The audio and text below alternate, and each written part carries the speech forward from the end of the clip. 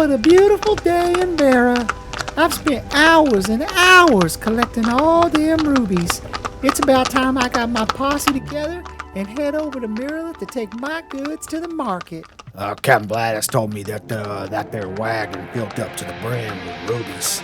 I reckon we ought to relieve Miss Bree of all that burden.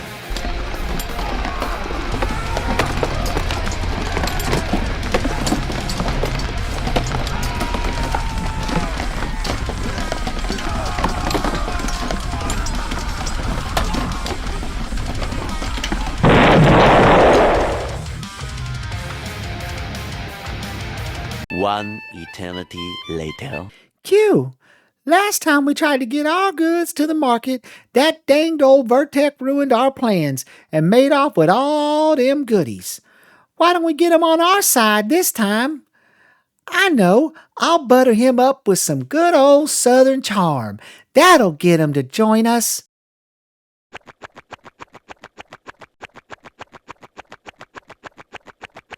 Oh, Virtek, you have such huge muscles. Well, ma'am, giant muscles make up for tiny, never mind. You're right. That sure is a tiny coin purse. I reckon I could do something to fix that for you. How about you do me a favor and protect my caravan today? I'll fill that coin purse for you. How much we talking there, little lady? I suppose I could give you 20% of all the profits as soon as we gets to Maryland. Oh, and what route might we be taking? We're going to go over that mountain and then down the river by raft. Interesting.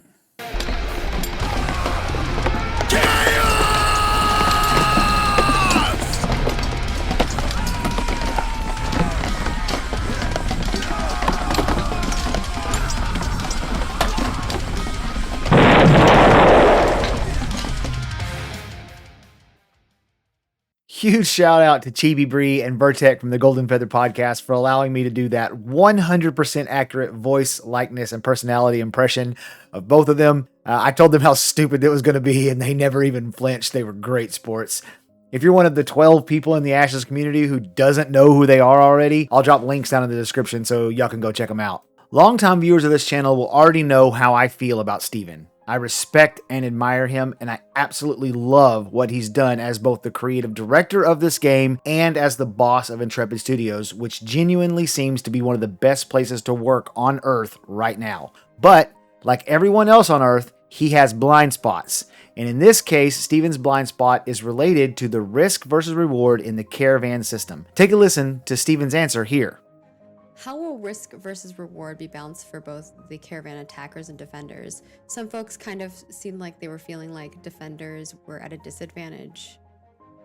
Yeah, I mean, here's the thing.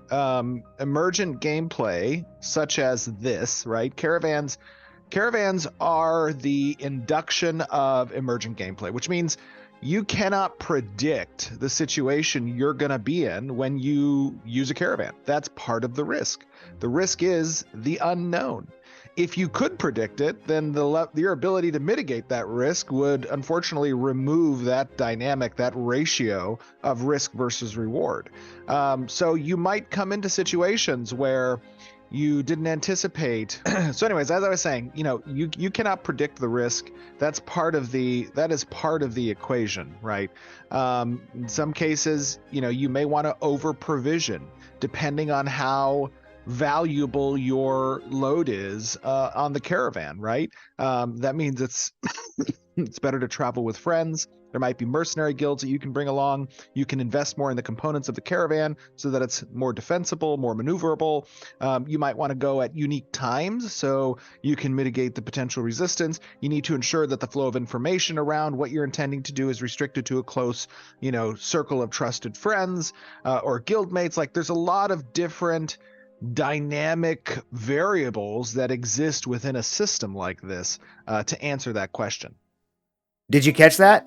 After being specifically asked about the risk versus reward for both attacker and defender, and how people already think there is too much risk on the defender, his answer completely ignores the attacker side of the equation. That question, as it was asked, was designed to get some clarification on what is at risk for the attacker to bring the risk more into balance for each side. Or hell, even just to make it so that sometimes you might choose to defend instead of just automatically attacking every time. And every time I've seen him be asked this question or one like it, we get the same answer that completely ignores the attacking side. So let's take a look at who is risking what on each side. First, you've got Bree, just trying to get her goods to the market. When she spawns a caravan and takes it out into the wild, she is obviously risking her life and the XP debt that comes along with dying. She's risking her caravan that she had to buy and any upgrades that she had to buy or make, and all of the hours spent making the money to buy the caravan and its upgrades.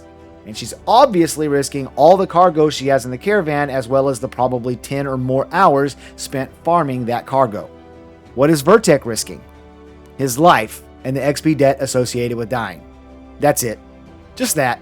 I suppose you could say that there are a couple intangible things he could be risking, like his reputation in the area if he messed with the wrong person's caravan, and potentially time if he chose to spawn in his own caravan and try to get those goods to the market. But those are ifs and buts. What we need is some type of tangible risk that might actually make someone slow down and think before attacking every caravan. And what is the reward for the defender? Well, assuming she fends off all of the attacks that will invariably happen with this system, she gets the value of her cargo at the destination she makes it to. The attacker, what does he get? The exact same reward. He gets the value of all her cargo. The attacker is risking almost nothing for the exact same potential reward of the defender. Every bit of the risk, 100% of it, is on the defender. Bree could spend upwards of 20 hours farming mats and making money to get that caravan ready and launch it. Virtek could have spent that 20 hours playing the game, leveling up, doing dungeons, getting gear, hanging with his buddies, and then just happened to be in the area when the caravan rolls by and reap every single bit of the reward Bree would have. And the only thing he risked was XP debt associated with death. And that is the crux of the problem. I've talked to a lot of people about this issue over the last few months, and I'd say 70-ish% of people agree with me that the risk just isn't there for the attacker. But 100% of the people I talk to, all of them, every single one, even those who think the system is fine the way that it is, admitted that if nothing changes, they will never defend a caravan and always attack every caravan. This is not risk versus reward. But Zillan, I hear you say, who cares if the caravans are always getting attacked? It's just more PvP for us to do in this PvP game. Well, I'd completely agree with you if the caravans weren't designed to serve the purpose they are designed to serve. You have to remember that with extremely limited fast travel and pretty small inventory spaces and many thousands of resources needed to upgrade nodes and put new and better buildings on them, and those resources being region locked, caravans being able to move around the map is really important. When you're in Winstead and you need some special rock that is only found over here and you need 20,000 of it, and if you don't get that 20,000 rock, you can't build an upgraded smithy that will allow the citizens in your node to make armor and weapons that are strong enough to defeat the higher level mobs in your freshly minted Metropolis node, you're going to be wishing there was some type of risk associated with attacking caravans, even the most bloodthirsty of you. Even paying people to guard the caravan for you is a losing proposition. Bree could give your mercenary company, shout out to Suspect, 20% of the profits to protect you along the way. But you know what's better than 20%?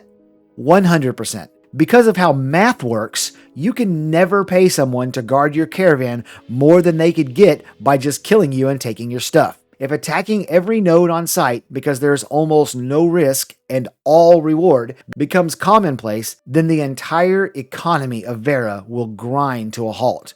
Resources won't move, or will only be moved by giant guilds with the numbers to protect a caravan, placing an even bigger gap between the haves and have-nots. I want to be extremely clear here. I'm not advocating for the reduction of some of the risk for the defender. The risk versus the reward for the defender, I think, is perfect. I'm advocating for the added risk to the attacker. I've seen several good ideas for doing this, and I'm not going to list them here because most of them are detailed enough to be their own video. And I don't even care which one Intrepid picks, or even if they come up with their own unique solution. This is a problem that is going to need to be fixed before this game launches.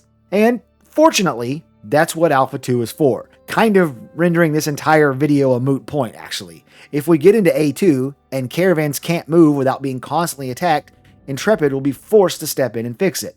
And if I'm wrong and Caravans move around the map just fine, then no action will be needed to be taken, and you would have completely wasted your time by watching this video. So I'm officially giving you permission. You do not have to watch this video.